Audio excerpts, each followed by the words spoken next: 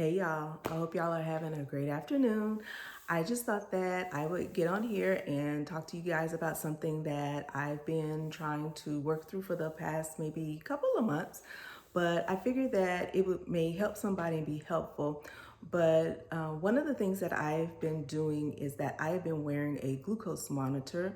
I recently got a new private doctor, not one that's paid by the insurance, just so I could hopefully get better care. And I'm happy to say that in the past couple of months, I haven't experienced this type of health care ever. So one of the things that the new doctor recommended was that I wear a glucose monitor. So I've been wearing one. Actually, today is my last day of wearing it, but I again have been debating on if I should speak on it. But I feel like it's important, especially for us as women that are going through perimenopause, menopause, or just again, women in general, even younger people, because we need to be able to take better care of ourselves and figure out how our body responds to different things. Let me show you real quick. I didn't think about it. I have my sweater on, but this is the glucose monitor that I've been wearing. It is a Freestyle Libre brand glucose monitor. I have like a little clear bandage over it. It's waterproof. I've had this one on for about 10 days. You can see on this side it's starting to peel up, but it's still holding it. It's just to keep it from snagging on like my sweaters, things like that. Also, we have a dog. Sometimes he'll jump on me and I just don't want him to pull it out. But it's very simple. It's the smallest little prick. There's an app on my phone where I can keep up with my levels. Also, my doctor is logged on to my account, so she also is monitoring my glucose levels.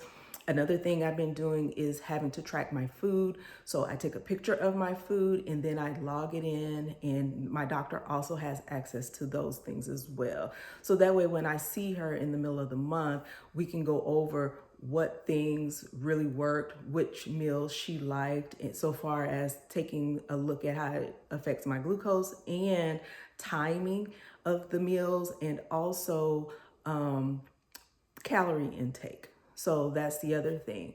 One of the things that with the new doctor, I realized is that even though I'm considered a pretty healthy woman, just looking at me, I was clearly under eating. One of the things I know as a woman in our society, as women in our society, we undereat because we're always dieting.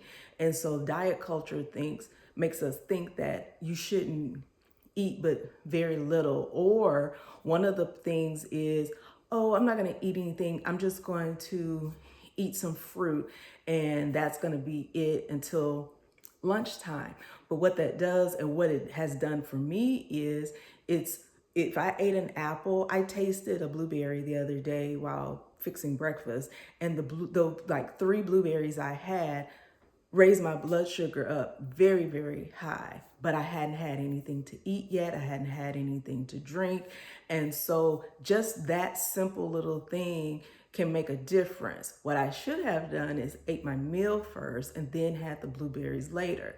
And when I say my meal is prioritizing my protein, that's another thing. You hear people say, oh, you need protein, you need protein. You do need protein, but you have to eat, in my case, I've had to eat protein first. That's the first priority of my meal. And then I can have the more like sweets and things like that later. And then the other thing is portions of the sweet things. What is the portions and how that is allocated? But I just thought that I would talk about it and show you some of the meals going forward, talk to you about some of the meals that I'm eating, how I'm having to rearrange things in order for them to be better suited for me and what my health needs are. But again, my whole thing was having the low glucose, which, you know, I said when I first started, it was waking me up ever so often. But now, for the last 2 or so weeks, I haven't had any night sweats. I haven't been woken up.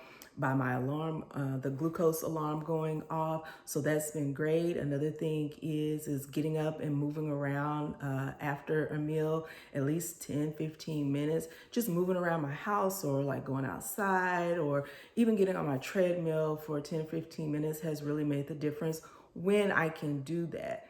And prioritizing drinking lots of water. So I just want to talk about some of the things that I'm doing, and hopefully it will help someone. I hope you guys are having a great start of your year, and I will talk to you later. Have a good one.